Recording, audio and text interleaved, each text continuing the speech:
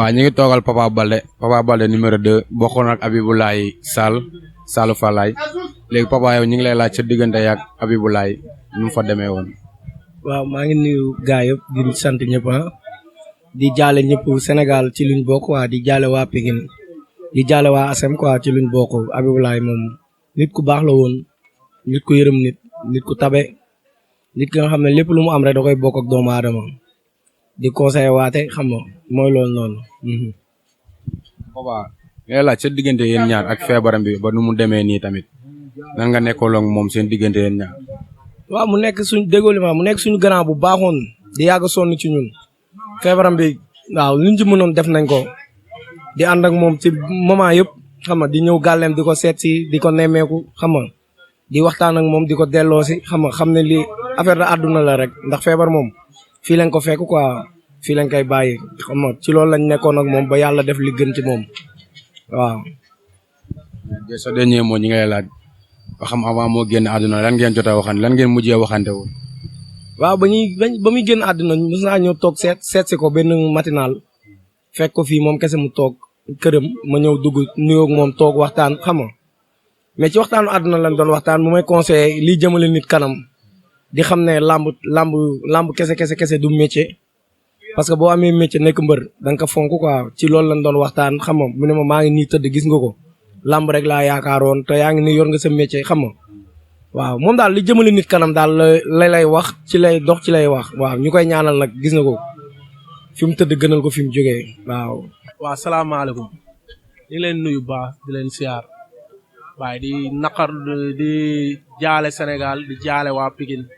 ñàkk nañ ko ku mag ñàkk nañ koo xamante ni dama naan ndeysaan Pikine xamuñu ko woon ba sëñ Touba man maay jooma maak moom lépp ñu xàmmee ba léegi ñooy ànd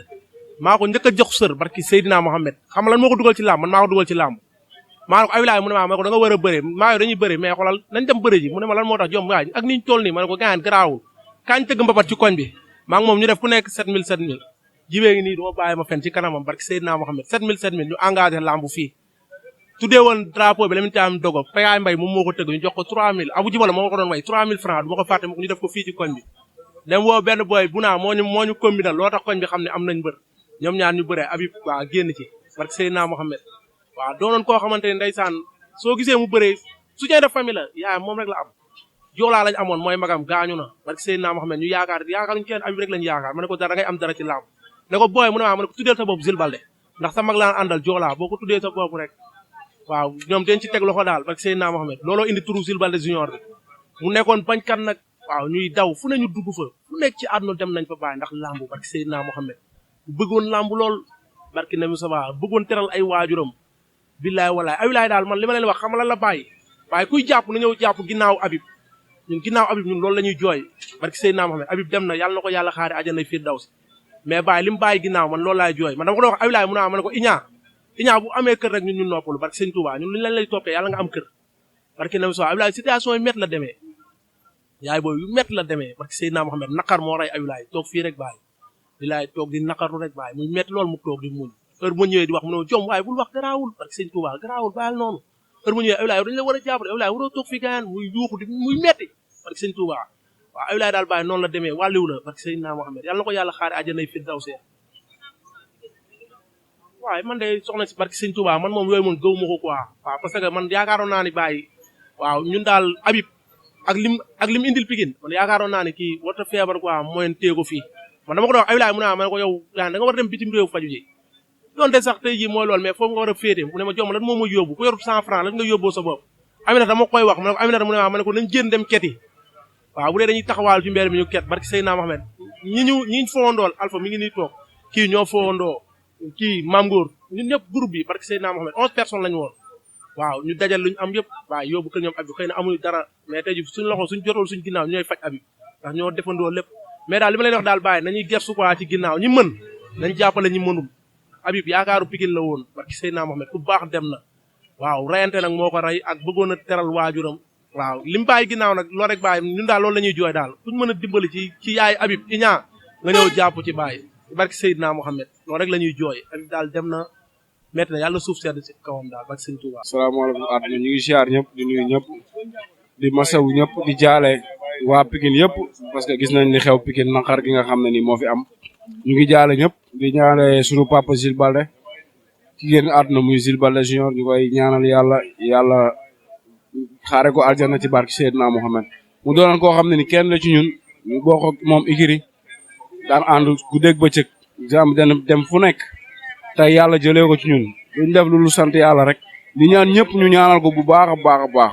ndax kenn la woon ci ñun te Pikine moo ñaax kon dañuy sant yàlla bu baax di ñaan yàlla xaare ko àjjana ci barke Seydina Mohamed jaajëf. waaw man moom lu may wax ci Habibou Laye bëriwul dama ne woon moom wàlliwu la boo xam ne yàlla moo ko indi woon ci ñun rek mu nekkoon nit koo xam ne ku baax la man moom sama gaayan la quoi démb moom sama xol dafa tooy trop parce que man moom sama gaayan la fu ma bëggoon fu ma gis na ma mbër affaire yooyu noonu parce que man ci affaire yi laa nekkoon mais ma demee ba xam ne lii nii mënul continuer ci laa tekki sama lépp bàyyi ko parce que fii dañ lay naan la ay dugal ci làmb ba nga dugg ci làmb dara dal la ñëpp taxaw ñu la seetaan waaw man looloo tax ma génn ci làmb bëri naa Pikine fii ñëpp ma xam fu ma tourné ñëpp xam nañ ma làmb moo tax damaa bëggoon dugg làmb kon Habibou Laye nu mu meloon teral samay waajur kon ñëpp waaw mais ma demee ba xam ne lii daal bu ma ci continuer damay dem ba ci biir du wétti moo tax ma bàyyi ko quoi waaw am naa combat mu jógee fii ñëw ba koñ ñu duñ bàyyi ma fen ñëw jàppale ma contact loolu daal laa amoon di coono man daal démb daal sama xol dafa feesoon trop waaw. waaw naqarlu ko rek Habibou Laye moom borom baax la moom Habibou Laye moom ñii la gën a dëkkal sax mais ñun ñëpp Pikine gi yëpp benn la ñun ñëpp ñoo foondoo xëy na suñu koñ yi ñoo xaw a kii rek mais ñun ñëpp benn lañ fii Pikine moom ñun ñëpp dañoo jaxasoo doon benn moom loolu daal kenn daal nga ñëpp waaw Habibou Laye moom borom baax la moom yàlla na ko yàlla yërëm daal loolu la ñu amoon ci lu ñu wax.